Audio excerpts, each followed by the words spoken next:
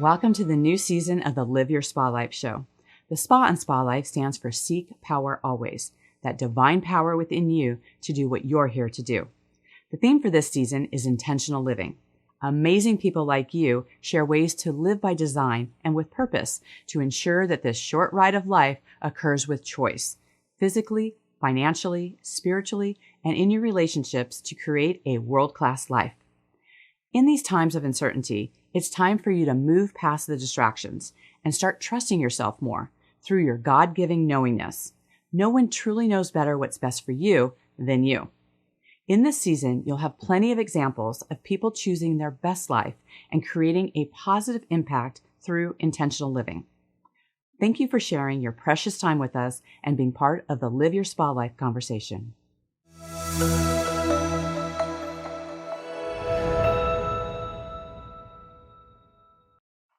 With us today is Samantha Drum, a high conflict strategist and personal injury attorney with years of experience managing high conflict people and situations, as well as coaching others to do the same. After facing several high conflict personalities at the start of her career, she realized a harsh truth. Law school did not prepare her for managing high conflict behavior or extreme personalities. She decided to take the time to study high conflict personalities to learn effective tools and strategies that she could use when she found herself in high conflict situations. She learned how high conflict personalities work, the way they think, and what causes them to go off. Then she learned to implement plans for managing the situation to minimize the damage they cause and maximize the control of the situation. Now she wants to empower others with these same skills. Samantha, welcome to the show. Thank you for having me, Diane.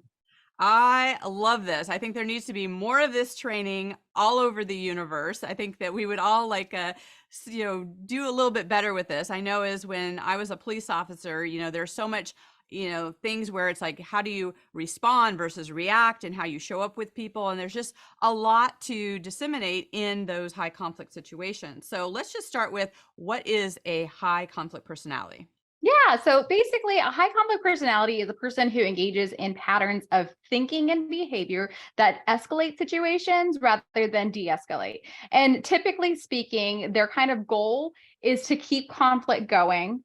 And they kind of get a reward from it, and they get like a power payoff from conflict. And so they're not really incentivized to solve the problem that's at the root of the issue. And a lot of times their behavior is the problem. Right. So is this considered a diagnosis? No, this is not a diagnosis. So basically, I like to use the term high conflict personality because it's descriptive of their behavior, and it's descriptive of the way that they think. So they engage in a lot of problematic thinking patterns. And so they engage in a lot of what are called cognitive distortions, where they think in black and white. So everything is all or nothing, or they do a lot of emotional reasoning. Like if they feel really upset about a situation, and they kind of like impose a story onto the situation, that story has become their reality, whether or not it's true. And they base all of their actions and their expectations of you off of that type of reasoning. And so the term is helpful because it can help you to understand, this is the kind of person that I'm dealing with right now. And then I can kind of come up with a strategy for how I want to respond to the situation. But in terms of just saying high conflict personality, you're not a diagnosis. The purpose of it would be to go to a doctor and receive treatment. This term just helps you to know, this is what I'm dealing with, this is who I'm dealing with, and here's what I can do now. Right. So how do you know you're actually dealing with this personality? I mean, can you know like right away, or you're kind of like, 5 minutes into it and then it dawns on you? Like how do you actually maneuver that? It depends on the person, for sure. So there are some people who they have high conflict personalities and they mask it really well. And so, if they're in a setting where, there's not really going to be any kind of conflict, they're very charming. And they almost seem like the opposite. Like, you would find out later on, like, oh, this person's like crazy. And you're just like, well, I talked to them and they were just the sweetest person. And they were so kind and thoughtful and they made me feel so special. But they tend to, when they get a little bit more comfortable around people, or someone just sets them off in just the right way, then their negative reactions come out. They are very unreasonable, and you can tell by their words and by their behavior and how they just make you feel kind of like uneasy and very unsettled. Like, okay, like I may have thought this was the way the person was, but like now they're showing me a different side that seems a little bit more authentic to who they are. Right. So are there kind of like two or three kind of defining characteristics where that would just kind of snap for you like, okay, I know what I'm dealing with now? Yeah. So I would say look for distorted thinking patterns. So someone who, again, engages in all or nothing types of thinking. Look for people who engage in the emotional reasoning. Look at someone who they talk about the world as the way it should be. It should be like this because this is what I want. It's almost like an entitlement type of thing where they feel like this is what I expect of the world and it needs to comply. And then look for like just a kind of a general mistrust of others. It's really interesting when you're dealing with a high conflict personality, they will start trying to plant seeds in your mind about other people that they don't approve of. And so they'll start kind of giving you ideas about, like this person's like this, whether or not you've ever seen that. And so you have to be very careful that when you're talking to them, you pay attention to what the other person is actually doing versus what they say that they do, so that you can be aware of like that they have a mistrust of others. They're a little bit maybe paranoid about this other person, and they're again creating a story or a narrative about this person because they don't like them and they aren't thinking clearly. And then they also have, oh, go ahead. I'm just laughing because this sounds either like conversations around politics or the pandemic. A lot of high conflict people came out during the pandemic. So yeah, we kind of saw a lot of them. And then they also have another defining characteristic is unregulated emotions. Like these people can't cope. And they don't know how to regulate their emotions. They don't know how to like behave themselves. So even if they know intellectually I'm not behaving, they like can't stop themselves. And so, and a lot of times they really struggle with even just having any kind of idea about like, this is inappropriate and I probably shouldn't be acting like this. They justify it. Mm. And I think it's just because they really do feel justified. And I feel so strongly about this that it's okay for me to act like this, even though I know that it's not really acceptable. And then the last one would be just extreme and toxic behavior. Like these people, they just explode. And it doesn't matter the setting. It doesn't matter who's around. They just think that their behavior is acceptable because they feel so strongly about it. And a lot of people get so scared by them that they have been enabled by other people to just keep acting like this way because no one's really stopped them. Got it. Got it. It sounds like that's very, very similar. How's it similar or different to the narcissistic personality? Well, I would say that it is similar in that narcissistic personality disorder is a category of high conflict personality. Mhm. So, but they're not all narcissists are necessarily high conflict. So there's kind of some defining characteristics of what like would translate over to being a high conflict narcissist. One would be that they have like, they kind of have like a bandwagon. They have people who they can kind of get to do their bidding for them or go and spread rumors for them. Some people call them flying monkeys. But they have people who kind of will go along and enable them and justify their behavior. And well, you don't understand, this person is just like this, we all have to get along with everyone, even though they're like that person is not willing to get along with anyone. They also have what I call an object of scrutiny. So they have like one person that they make their primary target and they kind of put all of their efforts into. And like that's kind of who they focus on to like make the most miserable. And so those would be some things that kind of distinguish just an ordinary narcissist who's entitled and rude with a high conflict one who causes absolute chaos in that person's life. Right, right. So once you've kind of like, you've realized, okay, this is who's in front of you, this is what's happening, it's kind of going sideways. How do you deal with this personality? So they're well, one, you really want to make sure that you're not contributing to setting them off in any way. You're not triggering or evoking a response that would make your life more chaotic. So you want to do things that would minimize chaos. And that doesn't mean that you were just like a doormat, and you just let them get away with their behavior. So you can have boundaries and limits with them, but you do want to just try to keep things very, kind of almost dull. Nothing excitable. You just kind of want to talk to them like just almost like just the facts, kind of having a relationship with them. Like, I'm going to talk to you about these things that I know are safe. When you misbehave, I'm going to say, you know what? I got to go. I'm going to make up a reason to kind of, get out of the situation. And you're just going to do your best to not fuel their behavior. Got it. So, can you give an example of like, what it was like when you were talking with someone like this and how you had to like pivot or change the conversation? Yeah, so I had actually several clients, because I'm an attorney. So I've had several clients who can present as very high conflict, and it's because they're very upset when like the case is taking too long, or they don't feel like they're in control, or they're upset that they have to answer certain questions in their case, and so they will get very explosive.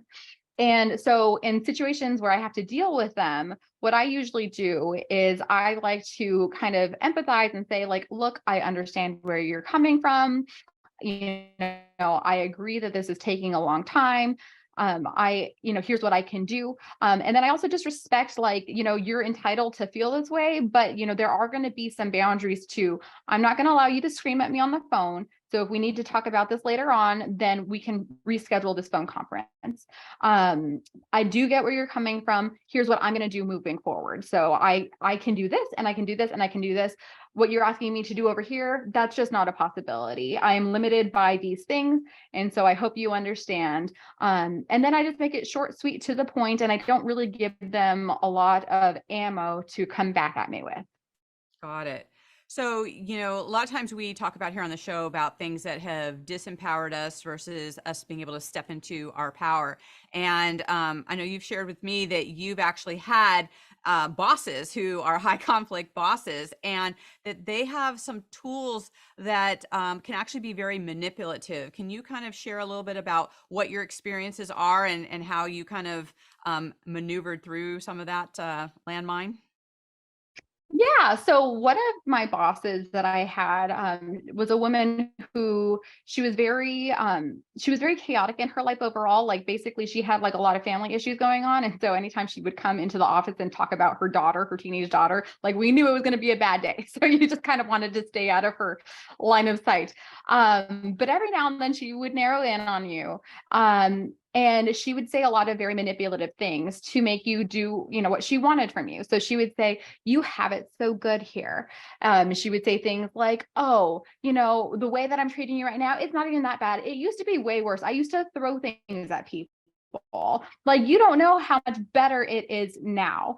And she would also make it just feel like it would be impossible for you to find another job, outside of this one. So don't even bother. Like, you're lucky that I even chose you. And so she would really devalue her employees and just make them feel like, well, I'm lucky to be here. I just got to kind of sit through it, and I just got to stay out of her way. But for me, with her, it kind of really came to a head where she finally, like, at one point, I did something that must have really upset her, and I wasn't even aware of it. But she felt like it was a major threat. And so she actually took me into my office and just let me have it. And I remember looking at her, and in the moment, I didn't have anything to say because I was so freaked out. And I just said, okay. And I like let it be. And then I remember talking to my husband because I was like borderline panic attack dealing with this woman. I was so freaked out by her, and I felt stuck with her. And I remember him saying, you need to go tell her that's not okay. The way she treated you is not okay. I was like, oh yeah, because I'm gonna get fired. Like, that doesn't make any sense. And he was like, okay. And so he had to walk me through in my head, like, how likely is it that you're going to get fired? And even if you did get fired, you seriously think you don't have like a lawsuit on that you could file, because obviously that would be, wrong for her to fire you because you said, don't treat me bad. So I went into the office one day, and I just sat down with her, and I just said, look, the way you treated me was not okay. I'm not okay with that. And I'm not going to allow you to keep doing that.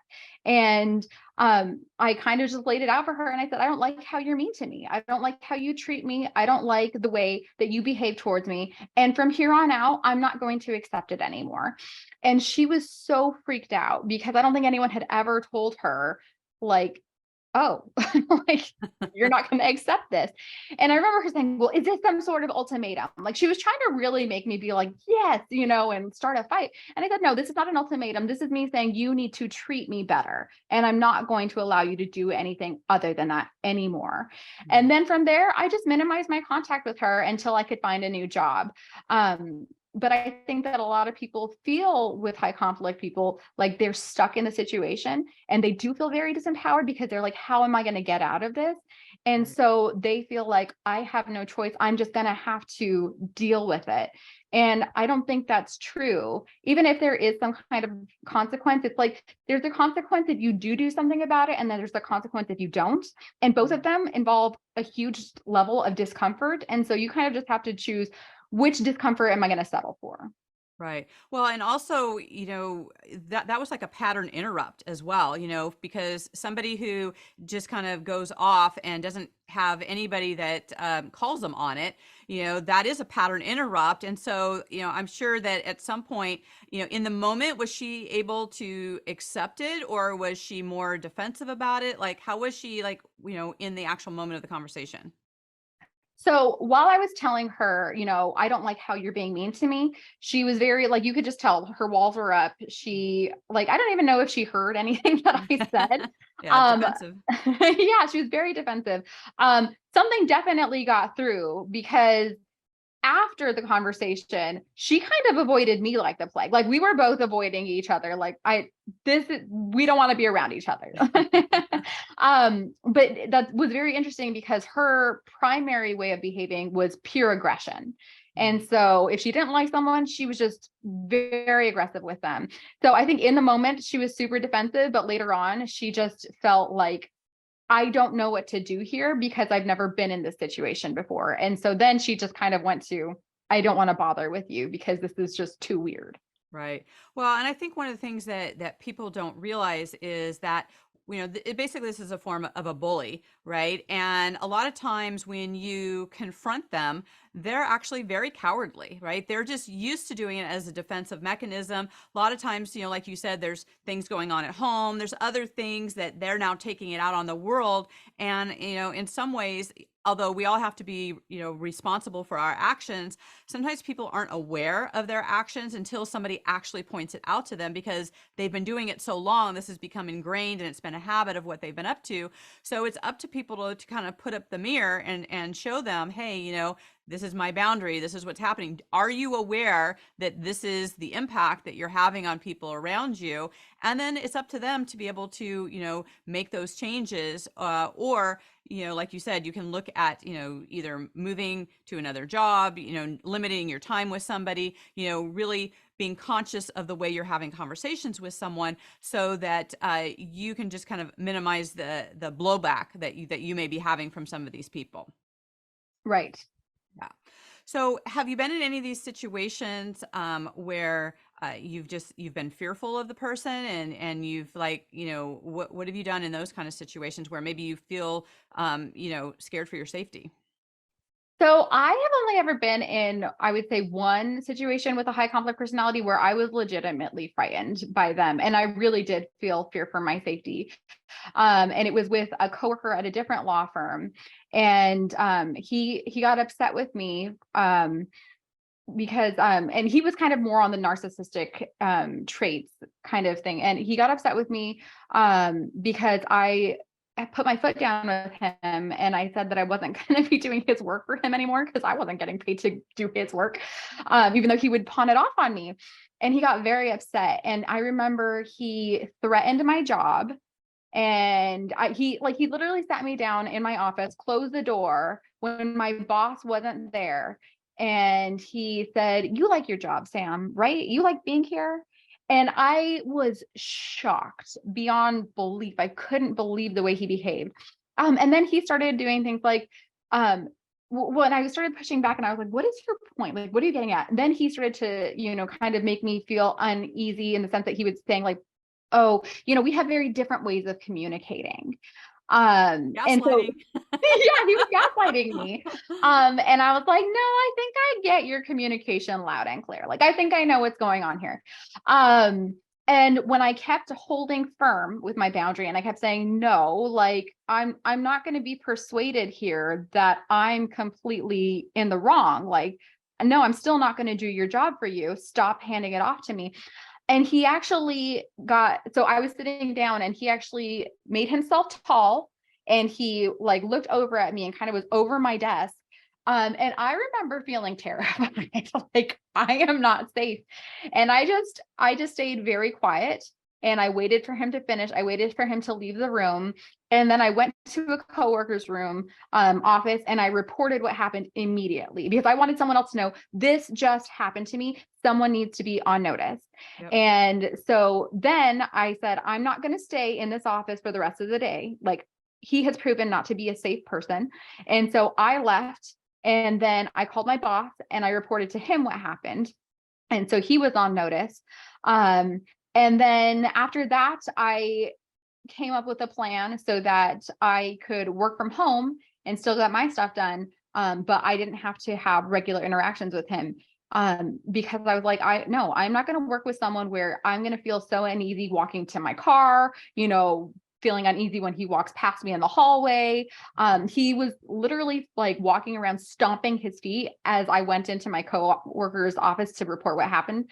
And he was like trying to be threatening in that way. And I was just like, you know what? No, it is not worth it. And if my job values me, then they will understand. And they did, and they were accommodating. And so I didn't have to work with him in person anymore.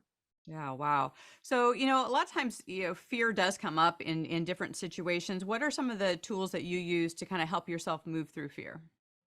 So for me, when it comes to fear, like, and again, that was an isolated incident where like I physically felt unsafe.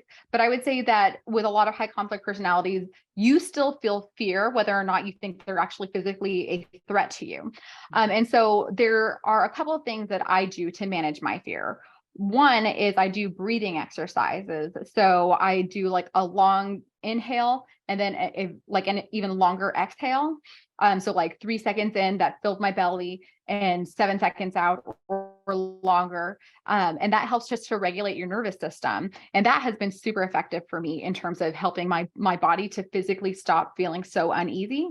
But then another thing that I do is I talk to myself about, okay, what am I actually afraid of? I'm afraid of like these emotional things, but I know that I myself am physically safe. And so I think a lot of times when we're fearful, our bodies are the things that feel like that is what is in trouble.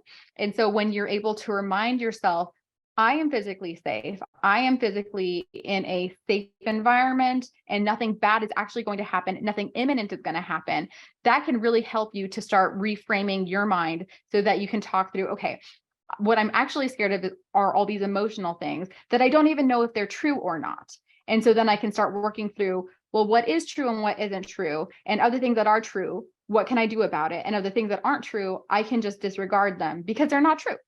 Right, right. And this is such important reminders, just for our listeners as well. And I love when people bring up about the deep breathing, because I think people either don't know or forget that when we deep breathe, that surge of oxygen to our brain automatically calms us down and allows us to think more clearly. So just doing that alone allows you to just come from a place where you can ground yourself, you can actually collect your thoughts, and be able to step forth in that. And I also love the part about being able to ask, is this true? Because so many things about fear is just actually not true. Like we're either psyching ourselves out or, it's a mental game, right? A lot of things that we do in life is a mental game. And we've experienced that particularly over the last, several years, where it's like, okay, is that true? Is someone telling me this? What is actually true? And being able to really decipher what things are for us and to know our own personal truth and to come from that place. So that's part of that, personal power as well, is like, being able to trust yourself and your own intuition, and not,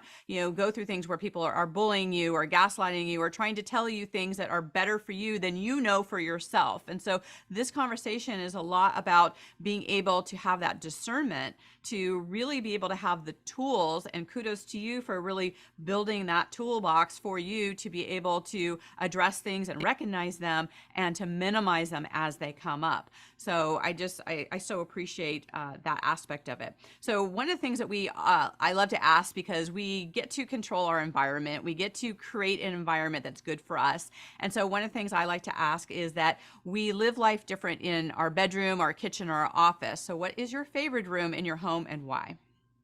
My kitchen. I love my kitchen. And I think it's because in the kitchen, I can be creative with what I'm making.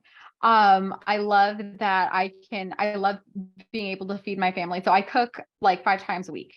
And which is like, it's a lot. It does feel like a kind of a big thing. Like, I'm cooking constantly, but I love that I can, put nutrient dense food on the table for my family. I love hearing my husband say that was so good whenever I make a recipe that he really likes. And I love having my hands doing something that it doesn't take a lot of mental work. It's just kind of something that is very pleasant and that's enjoyable after after everything is cooked, and after everything is, then ready to eat. So yeah, I'd say that the kitchen is my favorite place in the house, and it just brings a lot of joy. So good. Well, I definitely think the family dinner hour should definitely be back on there. I think that it's something where, we're behind our devices so much, and especially in our work and the franticness of the day, to actually take that time and be able to connect. I think, that whole, surrounding yourself and breaking bread together is such a big deal. So I'm glad that you've created that for your family. So what is one thing that people are surprised to learn about you? I think that people, when they hear I'm a lawyer, I think they're like, how can you be a lawyer? You're so nice. And I, even in law school, I remember a lot of people asking me, why are you here? You're too nice. And I think so I think with regard to, yes, I think I am very nice. But I also think that I have a very strong backbone. And I am very vigorous in my quest to fight for others. And, now with what I'm doing with my controlled confrontation, trying to teach people and empower people to advocate for themselves. So yeah, I think that me being nice, it's surprising, but it doesn't necessarily mean that I'm ineffective at what I do. Your secret weapon. So Yeah. I like it. So what's one of your favorite books to recommend and why? Right now, one of the books that I really enjoyed reading is Jordan Peterson's 12 Rules for Life. I recently got it, and I like it because it's kind of dense and it's kind of a lot to work through. But there are just like little nuggets of gold that are just, when you understand what he's trying to say and you kind of apply those rules into your life, it kind of just brings about you just feel more satisfied. And I love this psychology that's behind it, but also the interesting stories and understanding a lot about human behavior from a psychological perspective, but also from a literature-based perspective and a philosophical perspective. I think he ties all three together very well. So I'm enjoying that one. So good. I love it. So I know that our listeners are going to want to stay in contact with you. How can they best do that? Yeah, so I am available at my website, www.controlledconfrontation.com. And then I'm also on TikTok at Controlled Confrontation, and Instagram at Controlled Confrontation. And I post like little videos kind of giving a little bit of snippets about high conflict personalities and some of my victories and some of the things that I've learned as an attorney in dealing with them. So those are good places to check me out. And you can always just send me a message through the DM. Perfect. Well, and as you know, our theme for this season is intentional living. So in what way are you living an intentional life? I think right now, what I am really trying to do in terms of living intentionally is really trying to slow myself down. And like, not just in slowing down with how I live my day-to-day life, but slowing down in terms of when I hear something or someone does something that I perceive as a problem, before just reacting automatically to it, taking some time to just shut my mouth and think about it. And even if I don't understand why they did it, at least giving myself a window of opportunity to think about, okay, I don't know why they did this, but how could I ask them in a way that, helps me understand why they behave this way, but also helps me get to a resolution with them. And so I think pausing and just giving myself time to just not talk for a little while has been very helpful in just having a more peaceful life. Yeah, absolutely. When we do our work in, de-escalation, pausing is like one of the number one things for people to do, because it's that reaction when people get into and they get triggered, and this is where they let other people push their buttons. That's where a whole array of things can go sideways. And just taking that pause and really just, even a 3-second pause can make a difference. It doesn't have to be, you take the week, just a few seconds. You can allow yourself just to formulate a better way to respond and to show up in a deeper way. So I just want to thank you, Samantha, so much for sharing your wisdom and your journey and your tools that will really help our audience. Thank you so much, Diane. I appreciate it. You got it. And for our listeners out there, really look into yourself and see, like, are you responding? Are you reacting? How are you showing up in the world? How can you take some of the tools we talked about today and really identify the people you have around you, set your boundaries, and really have some conversations that aren't escalating things, but they can take it to a neutral place where people can be heard. You can actually say what you need to say, but do it in a safe manner that actually lands well for people. So until we connect again, live your spa life. Bye for now. Bye-bye.